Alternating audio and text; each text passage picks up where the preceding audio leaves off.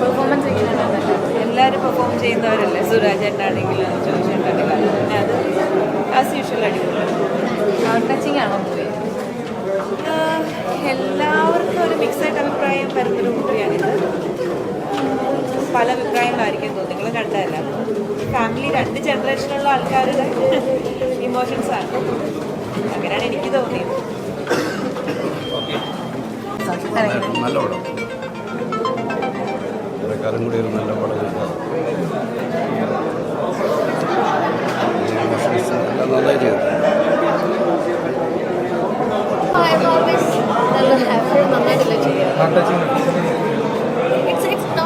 അങ്ങനെയല്ല നമ്മൾ വിശദീകരിക്കുക, ഹാർട്ട് ടച്ചിങ് ആയിട്ടല്ലല്ലോ പറയുക. ഇത് വളരെ ഫീൽ ഗുഡ് മൂവിയാണ്. അങ്ങനെ it's A very good feel good മൂവിയാണ്. റിലേഷൻഷിപ്പിൻ്റെ ഒരു എന്താ പറയുക, അതിനൊരു ലെങ്ത്തും വേവ് ലെങ്ത്തും ഒക്കെ ഡിസൈഡ് ചെയ്തൊരു പടമാണ്. ഇറ്റ്സ് ഗുഡ് മൂവി, നല്ല രസമാണ്. അല്ല, വി ആർ ടോക്സിലാണ് സംസാരിച്ചുകൊണ്ടിരിക്കുന്നത്.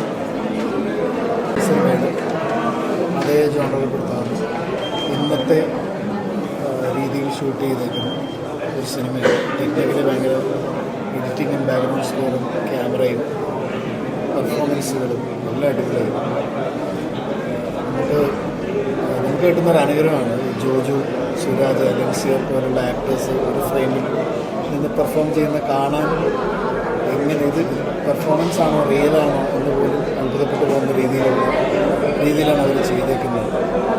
ഭയങ്കര പ്രൗഡാണ് മലയാള ഫിലിം ഇൻഡസ്ട്രിയുടെ ഭാഗമാണെന്ന് പറയുന്നത്. നല്ലതയ്യ തിയേറ്ററിൽ ആൾക്കാർ മിസ് ചെയ്യാന്ന് എനിക്കറിയാം. നമ്മളടക്കപ്പെട്ട പുറം ആൾക്കാർ ഗംഭീര സിനിമയാണ്. പെർഫോമൻസ് ടെക്നിക്കൽ സൈഡായിട്ട് എല്ലാം അതിഗംഭീര സിനിമ.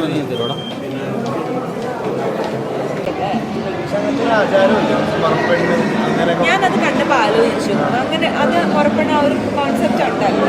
അങ്ങനെ ഒരു കോൺസെപ്റ്റ് മുന്നേ ഉണ്ടായിരുന്നു.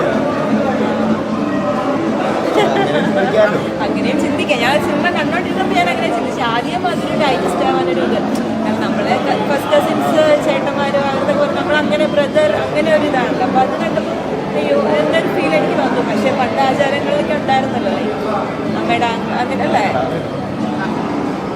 ഓക്കെ ശരി. റിലേറ്റബിളാണ്, എനിക്ക് ഇഷ്ടപ്പെട്ടു. നല്ല സിനിമ.